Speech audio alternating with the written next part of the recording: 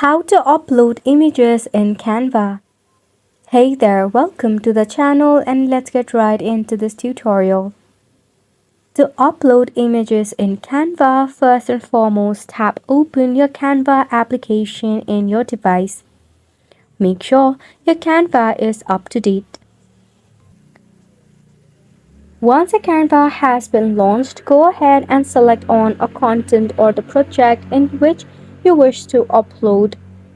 Or you can just click on this plus sign icon and right over here you will see this option start creating from your media, and you can select the content in here as well. You can just edit the image or you can tap on use in a new design.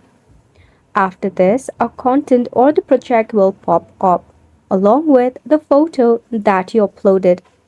Now let us suppose this is the pre-existing content in which we want to upload the photo. Basically, you need to tap on the element option. Then from here, you can go ahead and check out on the photos section. Or you can scroll and tap on the upload button. Then you can select on upload file and select image from your gallery as well.